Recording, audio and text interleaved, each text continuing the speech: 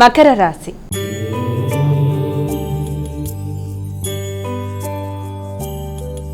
అమ్మాయిక తదుపరి రాశి అయినటువంటి మకర రాశి వారికి నేటి రాశి ఫలాలు ఎలా ఉన్నాయి? మకర రాశి వారి విషయాన్ని కనుక తీసుకున్నట్లయితే మకర రాశి వారికి ముఖ్యంగా దూర ప్రయాణాలకి అవకాశం, ఒత్తిడి అనేది అధికంగా ఉంటుంది. భాగస్వామి సంబంధించిన విషయాల్లో అధిక శాతం దృష్టి కేటాయిస్తారు. వ్యాపార అభివృద్ధి కొరకు కృషి చేస్తారు. ఆర్థిక విషయాలు అనుకూలంగా ఉంటాయి. మానసిక ప్రశాంతత పెంపొందించుకోవాలి. సమయానికి ఆహార స్వీకరణ చేసుకోవాలి. అలాగే ఇబ్బంది పెట్టే శత్రువుల మీద విజయం సాధించడానికి ప్రయత్నం చేస్తారు. అలాగే కృషిశీలత పెంపొందించుకుంటారు. కుంభరాశి.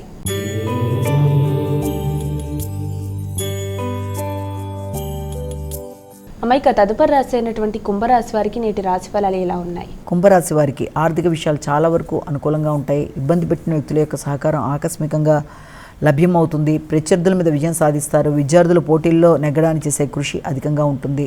సమస్యల్ని సాల్వ్ చేసుకోగలిగిన పరిస్థితుల్ని ఏర్పరచుకుంటారు.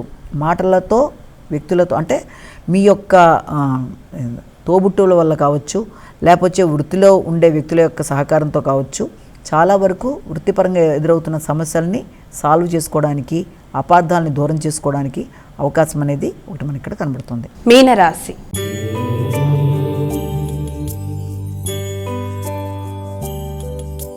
అమ్మాయిక చివరి రాశి అయినటువంటి మీనరాశి వారికి రోజు ఎలా ఉంది? మీన రాశి వారికి వృత్తిపరమైన విషయాల్లో అభివృద్ధికరంగా నిర్ణయాలు తీసుకుంటారు. నూతన నిర్ణయాలతో ముందుకు వెళ్ళడానికి ప్రయత్నం చేస్తారు. వ్యక్తుల యొక్క సహకారం అనుకూలంగా ఉంటుంది. మానసిక ప్రశాంతతను పెంపొందించుకోవడానికి ప్రయత్నం చేస్తారు. అయినప్పటికీ కూడా వ్యక్తిగత గౌరవం అభివృద్ధి కొరకు అధికంగా కృషి చేస్తారు. ముఖ్యంగా తల్లి, సంతానం, వారి కొరకు పెట్టే పెట్టుబడులు, వారి యొక్క ఆరోగ్యం మొదలైన వాటి కొరకు ఆలోచనలు చేస్తారు.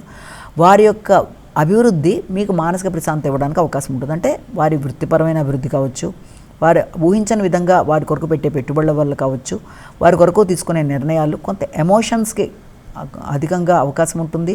కోపాన్ని మీరు అధిగమించాలి. అనవసరమైన కోపంతో, తొందరపాటు నిర్ణయాలతో కొన్ని సందర్భాల్లో ప్రియమైన వ్యక్తులతో ఘర్షణలు, అలాగే ముఖ్యులు అనుకున్న వ్యక్తులతో అనవసరమైన అపార్థాలకి తావివ్వకుండా తగిన జాగ్రత్తలతో ముందుకెళ్ళాలి.